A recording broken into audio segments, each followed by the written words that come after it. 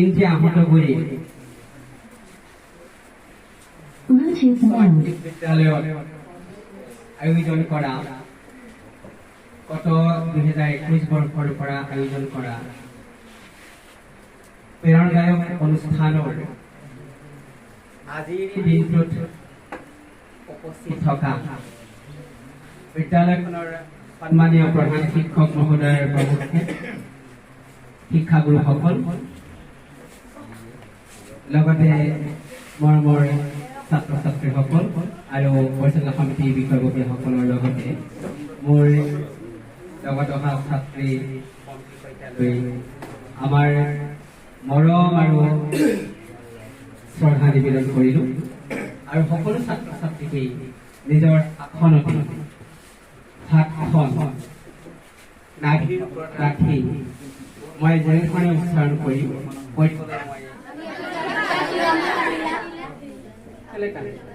কাটিলা কিয় কাটিলা কবি কবি ভেৰি গুড কোৱা ডক্টৰ ভবেন্দ্ৰনাথ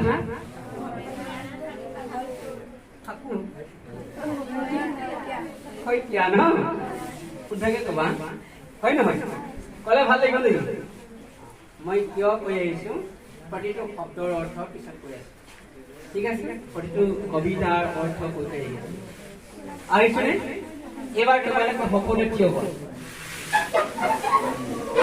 মোতকৈ ওখ কেইজন আছে ওচৰলৈ আহা মোতকৈ ওখ মোতকৈ ওখ অনুমান কৰিলো নিজে নিজে আহা মোতকৈ ওখ ছাৰতকৈ অলপ ওখ হ'ম বুলি ভাবা আহা মোতকৈ ওখ ভয়ে লাগে মোৰ আছে সঁচানে বাৰু সঁচা আৰু মোতকৈ ওখ আৰু ওখ হ'ব বুলি ভাবা হা আহা আহাচোন সঁচাকে ওখ আকৌ ন মোতকৈ ওখ কোন আছে আৰু লাষ্ট ঠিক আছে কোৱা তোমাৰ নাম কি ছাৰৰ নামে দেখোন ছাৰৰ নাম সেইকাৰণে ক'ব লাজ লাগিব নেকি কোন কোন চেণ্ট নাই মোতকৈ চাপৰ কেইজন আছে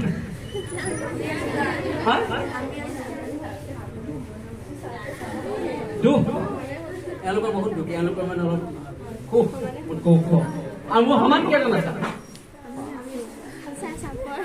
মোৰ সমানে মোৰ সমান কেইজন মোৰ বন্ধু মোৰ বন্ধু মোৰ চাপৰ কেইজন মোৰ ভাইটি ওখ কেইজন মোৰ দাদা ন হয় না বহা বহা উঠা বহা কি পাই আছে চাৰে কি কথা কিন্তু উঠাই আৰু বহাই আছে হয় নহয় উঠা আৰু বহা কৰি প্ৰত্যেকে কাম কৰিবলৈ জানো বুলি কৈছিলে নহয় প্ৰত্যেকে কিবা নহয় কিবা জানো বুলি কৈছিলে এওঁ ট্ৰেক্টৰে হাল বোৱাৰ পাছত ঠিক আছে এওঁ ট্ৰেক্টৰে হাল বোৱাৰ পাছত মই 500 টকা দিলো আৰু দেউতাকে 500 টকা দিলে আৰু ক'লে বেটা তুমি 500 টকাটো তোমালোকৰ সন্মুখত থকা আমাৰ সন্মুখত থকা কুঁৱাটোত পেলাই দিলে তো বেটাই পেলাই দিলে আৰু এওঁ পেলাই দিয়াৰ পাছত দেউতাই কৈছে পেলাই দিলে আৰু পেলাই দিয়াৰ পাছত কৈছে বেটা তোমাক মই আৰু 1000 দিম এই 500 পেলালে 1000 দিম তো ভেৰি গুড খুব ভাল পালে তো পিছদিনাখনো ক'লে বেটা তুমি 1000 কুঁৱাটোত পেলাই দিয়া আৰু মই তোমাক 1500 টকা দিম আৰু ভাল কথা 1000 পেলাই দিলে কুঁৱাত 1500 টকা পাই আকৌ পিছদিনাখন ক'লে বেটা আজি দেওবাৰ পাঠদানলৈ যাব নালাগে এই জেৰুৱাখন কি বুলি বান্ধিব ঠিক আছে তো দেউতাকৰ লগত তেওঁ জেৰুৱাখন বান্ধিলে বনালে বনোৱাৰ পাছত কৈছে বেটা মই 200 টকা দিম জেৰুৱাখন বনোৱাৰ কাৰণে তুমি কুঁৱাটোত পেলাই থৈ ৰৈ আছে ঘোষণা কৰিব নেকি 200 টকা পেলাই দিয়াৰ পাছত আৰু 200 টকা দিম 400 টকা দিম বুলি ক'ব নেকি নক'লে দেউতা প্ৰেছাৰ কৰা নকলা যে 500 টকা নকলা যে কিয় তোমাক 200 টকা দিলেও তুমি এইখন ইমান কষ্ট কৰিলা পেলাই থৈ যোৱা না নেপেলাও কিয় বহুত কষ্ট কৰি বহুত মেহনত কৰি পেলাই মই কি 200 টকা উপাৰ্জন কৰিছো কিয় পেলাম আৰু দেউতাৰ কিমান পেলাই দিলে 500 টকা পেলালা 1000 টকা পেলালা এনে পোৱা পইচা যে হয় নহয় ইনে পোৱা পইচাটো পেলাই দিলো কিন্তু নিজে কষ্ট কৰি পোৱা পইচাটো পেলাই দিলো নি বাৰু উপলব্ধি কৰি পাৰিছানে কষ্ট কৰাৰ ফলত বহুত ফল পোৱা যায় কষ্ট কৰিলে ফল পায়নে পাই চকুমুদা সকলো চকুমুদা একদম ভালকে চকুমুদা সকলোৱে চকু মুদিছা চকু যাৰ খোল খাই থাকিব মেলি থাকিব তেওঁৰ সন্মুখত কিন্তু বেলেগ বস্তু ওলাব সেইকাৰণে চকু মুদি দিয়ে চকু পুৰা মুদা কোনে কোনে মেলি আছে মই দেখি আছো চকু বন্ধ কৰি দিয়া চকু বন্ধ কৰিলা তোমালোকৰ সন্মুখত কি দেখিছা তোমালোকৰ সন্মুখত কি দেখিছা উত্তৰ দিয়া আৰু কিবা দেখিছা সঁচানে আৰু কি দেখিছা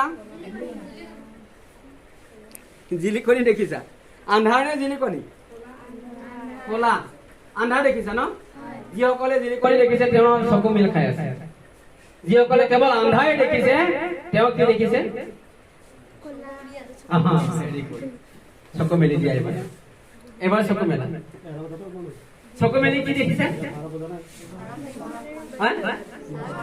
চাৰক দেখিছে আৰু কি দেখিছে বাহিৰত দেখিছে আৰু কি দেখিছা পোহৰ দেখিছা পোহৰ দেখিছা চকু মেলিলে আন্ধাৰ দেখে চকু মেলিলে পোহৰ দেখে আৰু সন্মুখত যিবোৰ আছে সেইবোৰ দেখা পোৱা যায় এতিয়া আটাইতকৈ দুৰ্লভ বস্তু কি হ'ল পোহৰ ইনে চকু মেলি দিলে কি পায় পোহৰটো পায় নাপায় পাই জ্ঞানৰ পোহৰটো পাবলৈ অতি কষ্ট যাক কোৱা হৈছে তৃতীয় নয়ন তোমালোকৰ চকু কেইটা আছে মই কৈছো 3 নম্বৰ চকু এটাও আছে তোমালোকৰ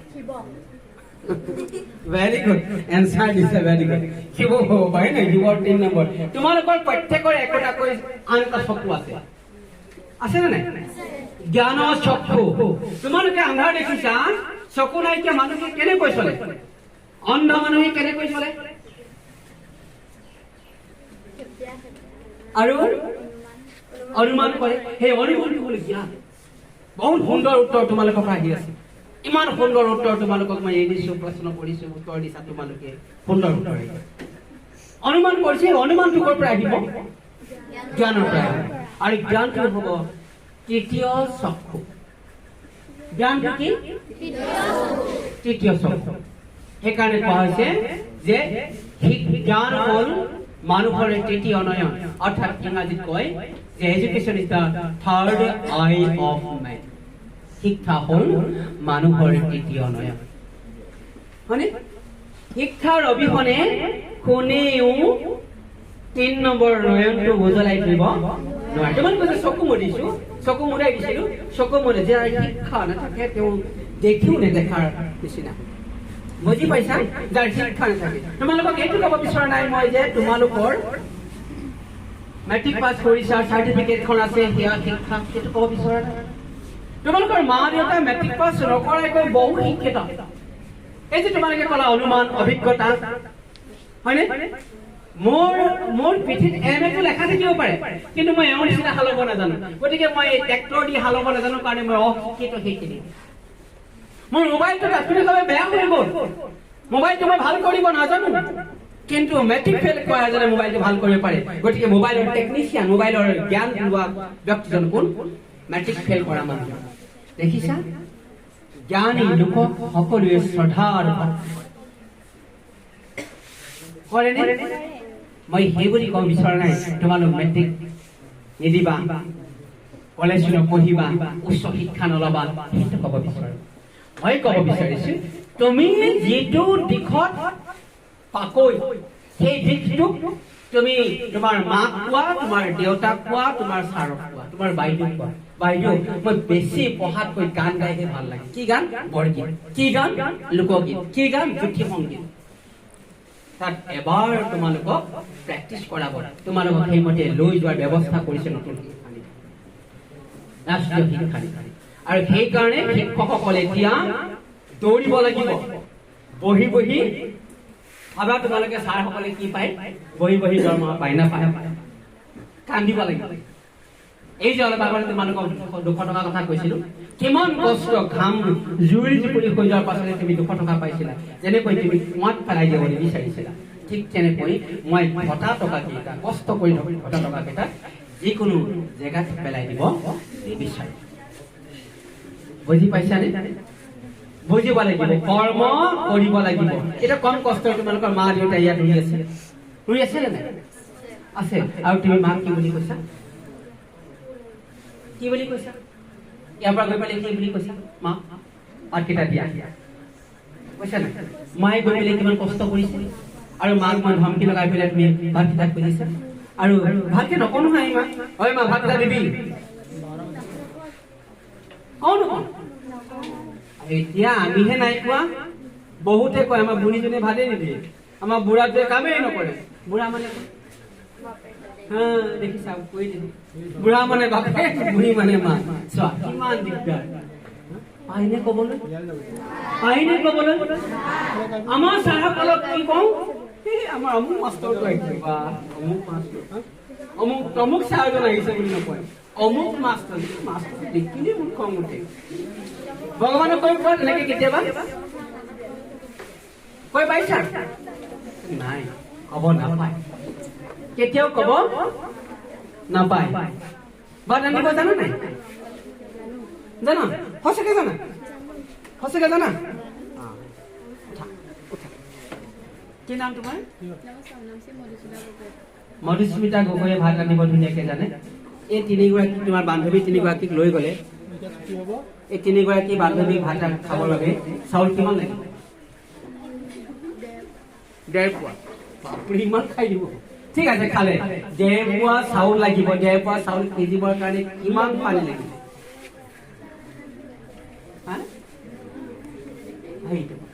আমি নাজানো ন, আমি অনুমান কৰি পেলাই পানী দিয়ে দিলো। অনুমান কৰা দিন এতিয়া ছাত্ৰ ছাত্ৰীসকল নাই। এতিয়া অনুমান কৰি কথা কোৱাৰ দিন নাই। একজেক্ট ফিগাৰ ক'ব লাগিব, সম্পূৰ্ণ অৰ্থ ক'ব লাগিব, সম্পূৰ্ণ। ধৰি লোৱা হওক হেমন্ত চাৰে বিজ্ঞান বুজাবলৈ গৈছে শ্ৰেণীকোঠাত, ধৰি লোৱা হওক তোমাৰ গ্লাছত অলপ পানী আছে। কিমান পানী ছাৰ? কিমান ধৰি? অলপ। কিমান অলপ? ডাইৰেক্ট ক'ব লাগিব। ধৰি লোৱা তোমাৰ গ্লাছত তোমাৰ আধা গিলাচ পানী লোৱা। আধা গিলাচ বুলি ক'লে গম পাব নাপায়? গিলাচটোৰ আধা ক'ব নকওঁ। ধৰি লোৱা হওক তুমি 300 গ্ৰাম নিমখ লোৱা, 500 গ্ৰাম মাংস লোৱা, তেনেকে ক'ব লাগিব। ধৰি লোৱা হওক এচামুচ ক'ব লাগিব। ধৰি লোৱা হওক অলপ নিমখ লোৱা। কিমান নিমখ ল'ম? কাৰ্যসূচী গ্ৰহণ কৰি আগুৱাই লৈ গৈছে তোমালোকক কেৱল নৈতিক আৰু মানৱীয় মূল্যবোধৰ কথা ক'বলৈ বিচাৰি, যিটো শ্ৰেণীকোঠাত ক'বলৈ সময় নাপায়, পাঠ্যক্ৰমত লাগি থাকোঁতে সেই কথাখিনি মাজেৰে তোমালোকৰ দেওবৰীয়া এই অনুষ্ঠানটো, আগতে মইনা পাৰিজাত আছিলে, সেইটো লাহে লাহে গাঁৱৰ পৰা নাইকিয়া হৈ গ'ল। কেৱল তোমালোকৰ মোবাইল আৰু টিভিৰ কাৰণে নাইকিয়া হৈ গ'ল। সময় নাই মানুহৰ। দেওবৰীয়া এই অনুষ্ঠান, ব্যতিক্ৰমী এই অনুষ্ঠানটো আয়োজন কৰি যিটো ব্যৱস্থা গ্ৰহণ কৰিছে তাৰ সঁচাকৈ ধন্যবাদৰ কৃতজ্ঞতাৰ অনুষ্ঠান হিচাপে আমি গণ্য কৰিব লাগিব। আমি ধন্যবাদ জ্ঞাপন কৰিছো, কৃতজ্ঞতা জনাইছো। আৰু তোমালোকে ইয়াৰ পৰা এনেকুৱা কিছু কথা শিকিছা, যিবোৰ কথাই তোমালোকক জীৱনৰ কথা শিকাইছে, জীৱনৰ কথা শিকাইছে, হয়নে? এতিয়া বুঢ়া আঙুলি উঠাই দিয়া, এনেকে উঠাই দিয়া, ঠিক আছে? মই অলপ আগতে কৈছিলো যে তোমালোকৰ 5টা অভ্যাস কৰিব লাগিব, কৈছো নাই? এতিয়া 5টা আঙুলি আছে। অভ্যাসৰ ইংৰাজী শব্দটো কি? অভ্যাসৰ ইংৰাজী শব্দটো ক্লাছ 9ৰ পৰা ক'ব লাগে। অভ্যাসৰ ইংৰাজী শব্দটো কি? হেবিট। Habit, very good. এতিয়া উচ্চাৰণৰ সৈতে আঙুলিটো মিলাই দিয়ক।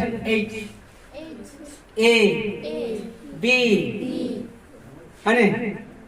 I T H A B I T, ঠিক আছে? কেইটা অভ্যাস কৰিবলৈ ক'লে তোমালোকক? 5টা অভ্যাস।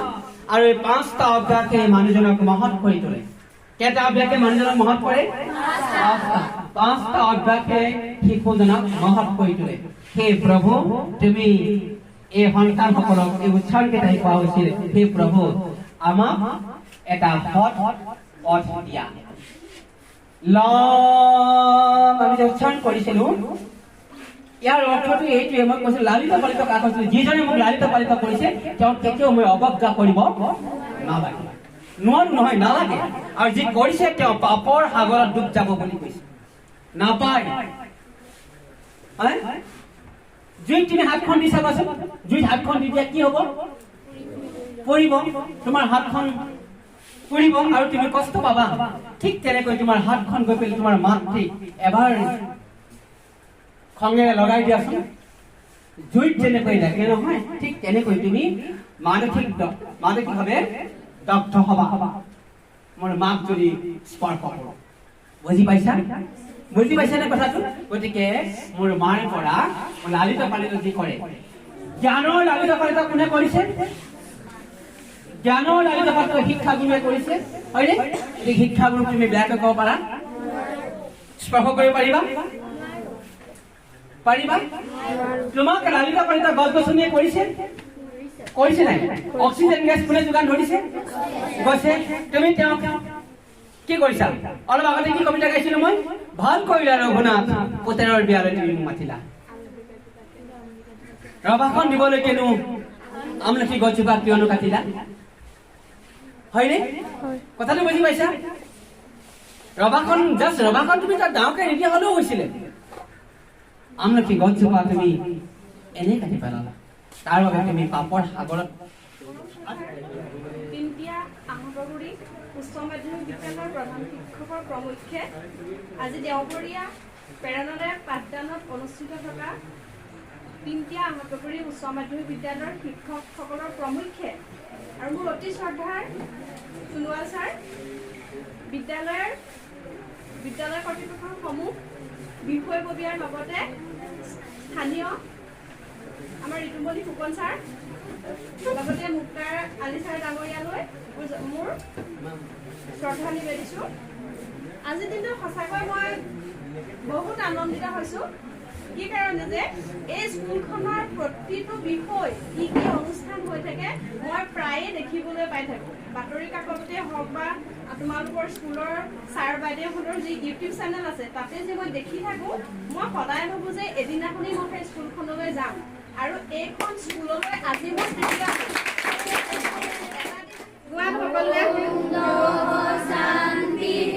অন্তৰিক্ষম শান্তি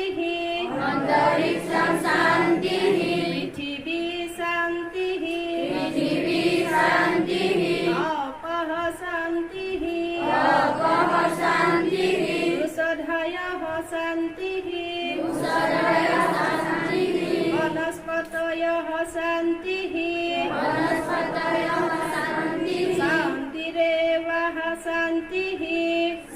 শান্তিৰেৱঃ শান্তি ব্ৰহ্মা শান্তি সৰ্বম শান্তি শান্তিৰেৱঃ শান্তি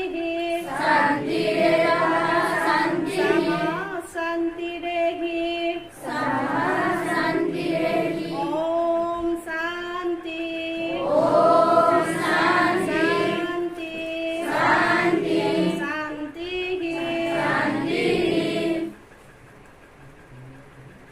ষষ্ঠ সকলোৱে হাতখন মোহাৰি চকুত লগাই দিয়া